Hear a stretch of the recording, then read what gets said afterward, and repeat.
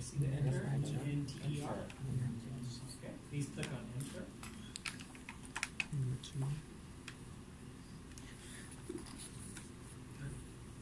And it's going to ask you for a number. So in our example, how many levels of outcome are there? Two, exactly. You just do it in pass or fail. So two, kind of like male or female. So here, we'll put number 2 in the box here. So I entered number 2, and click OK. And then we have our friend, the 2x2 table. Okay? And so let's go back to the assignment here. I will just minimize this.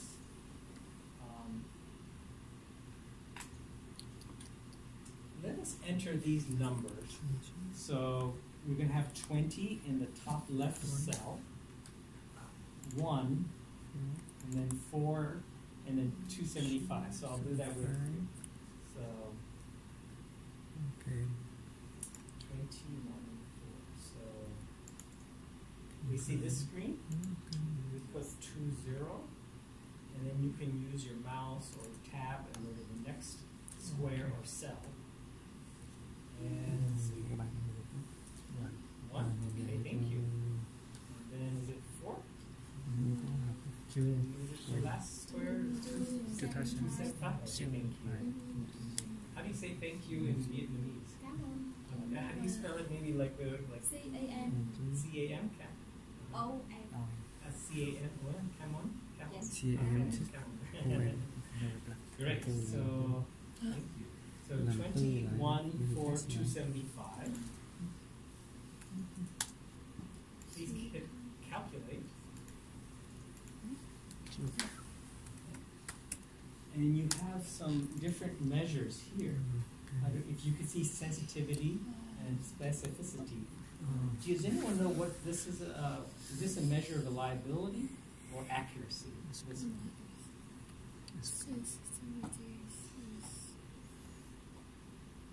This would be accuracy. So let's say you have inexpensive laboratory tests, say like for HIV infection. Let's say many years ago you would have maybe ELISA, and then let's say the confirmatory was a Western blot, another lab test, and you have a gold standard. Then you could calculate these measures. But today we have 2 imperfect raters, 2 standardized patients, and we have no gold standard, no perfect. We're just interested in agreement. So then we scroll down a little more, and here we could see Cohen's kappa. And so what is that number? What is Cohen's kappa?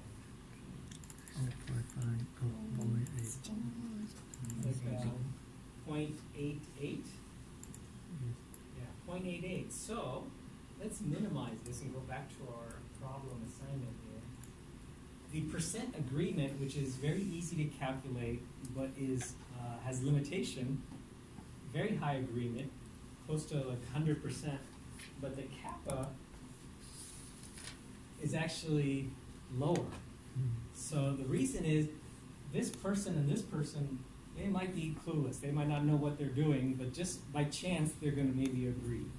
So just, I just grab one person off the street and another one, and I tell them, here's 100 patients. You both tell me if the patient has a cancer or malignancy, yes or no. They can agree just by chance. So this statistic corrects for that just luck of the draw, random agreement. And that would be the preferred measure when you're assessing maybe making some quality measurements on your standardized patient rather than percent agreement. So you might also want to compare your standardized patient with maybe the professor, the senior clinician, and they both maybe watch a videotape of an encounter and both grade, and then later you compare, and you could see then maybe if one of your standardized patients needs some training.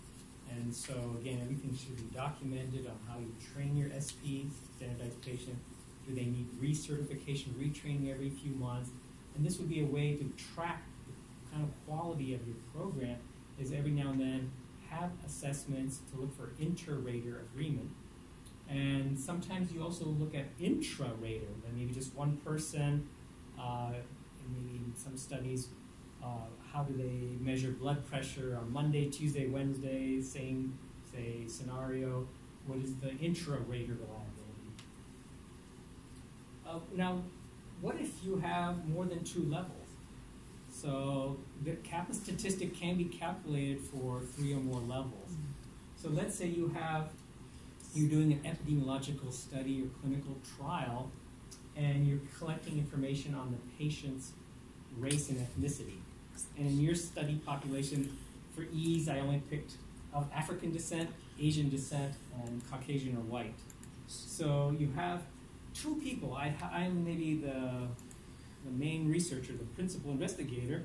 I hire 2 people to collect data for me for 5 years as we recruit subjects. One of the questions we ask on like the questionnaire is going to be the patient's race. But I learned that maybe this rater is a little lazy, and he does not ask the patient, please tell me your race. He's always in a hurry. He comes into the room, the patient is there. He just looks and says, okay, I think you are African American. The other one, I think, is a good employee. So maybe I want to calculate the agreement between the 2 raters or judges in terms of recording the subject's race.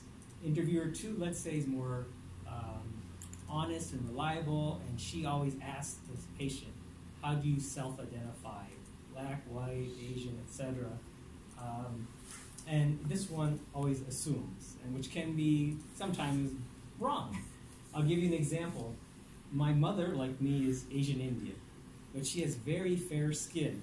She one day, many years ago, this is a true story, went to the physician, and maybe in Arizona or Pennsylvania, I cannot remember, for a checkup. The physician just looked at her and said, oh, she looks like European, white, Caucasian, because some Indians are very fair. And I think when she went home, she noticed on her record, this is a 60-year-old white woman. And so she went, no, I'm Asian Indian. So you have to be careful assuming. So sometimes you have 3 or more levels, like maybe married, single, widowed, divorced. There's no number or ordering. Like one is not worse than the other in terms of number of units. So when you have categorical variables, whether 2 or 3 or 4 levels, polycotomous or dichotomous, 2 levels, male, female, you can use kappa. And it's called simple kappa. But what if maybe you are measuring, or your standardized patient is measuring something that has some inherent ordering, like first prize, second prize, third prize, like in beauty contest, or no skin infection, mild skin infection, severe skin infection. So when you have an inherent ordering, like body mass index, there's another statistic called weighted kappa. So let's say if I'm doing a study and I have the patient or subject in my interviewing room and his wife is in the hallway, and I ask the patient, you tell me, what do you think? Are you underweight, normal, or overweight? And then I say, okay, Mr. Jones, you leave the room, and I tell his wife to come in, the spouse. I say, tell me what you think of your partner's weight, body mass index. And I can then look maybe for several hundred couples, what is the agreement, like intra-spousal agreement on body mass index. And so here, we would not use simple kappa. That would be contraindicated. Because if I say underweight, and the other person says normal, that's not so bad of a disagreement versus I say underweight, and let's say the spouse says overweight. This is further off the target. So there's some weighting involved. I give, again, perfect agreement would be everyone on the diagonal and zeros elsewhere. So everyone would be right here. Wife says underweight, he really is underweight. Wife says normal, he says normal. So that is called weighted kappa. So if you go back to this open epi right here, I know it looks a little busy, but if you've had a few classes in epidemiology and statistics, you'll recognize a lot of these things. T-test, analysis of variance. We go back to maybe the enter tab way at the top, so enter, and maybe actually start, and we click enter new data. Actually, let's see.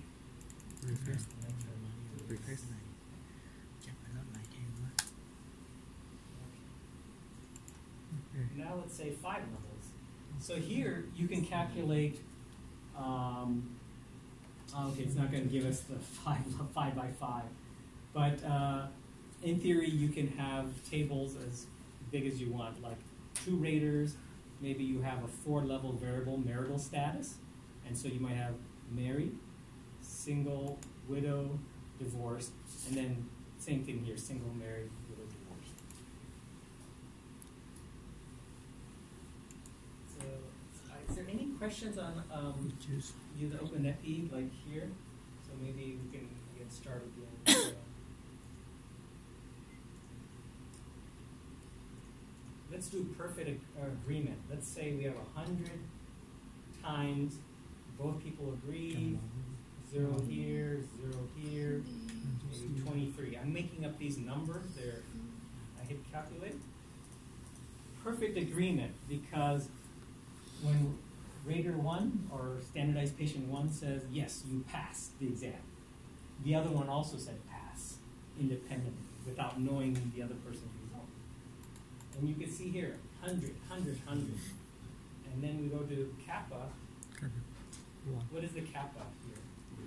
1. So what does 1 mean? So then we go back to our chart. Interval confidence diagnosis contain number 1. That's not in this case here.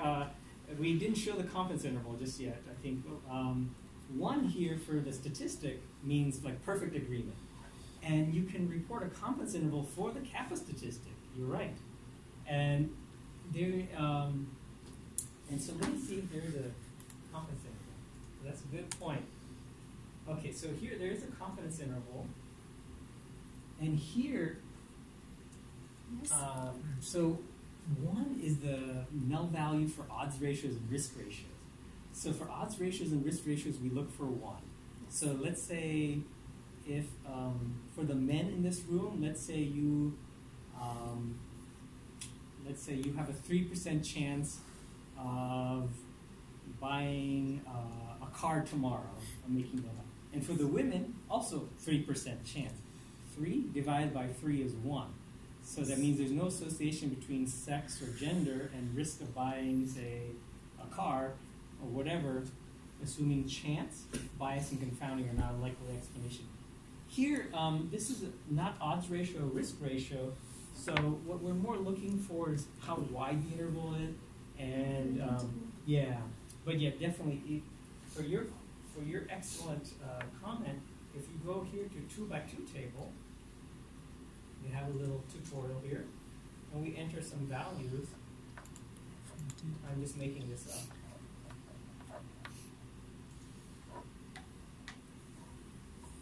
You get odds ratio right here. So this is here where we look for 1 in the interval. So maybe right here you have something like smokes cigarettes, doesn't smoke, got lung cancer, did not get lung cancer. And then we can look for 1 in the confidence interval for the risk ratio or odds ratio. So this is very handy, free software that you can just use online for calculating measures of effect, measures of accuracy, measures of reliability, and so on. So again, there's a little explanation here. How did it start? I think maybe you've heard of Bill Gates. He and his foundation kind of funded part of this enterprise. And Mr. Gates, the very smart tech billionaire. So that is OpenEpi. So let's close that out, and we just have a few more slides left. Okay. So the last few minutes, I'd just like to talk to you about reliability agreement for continuous or quantitative variables. So we have categorical variables, which we've talked about. Can you give me some examples of continuous variables? Continuous level of education. Yes.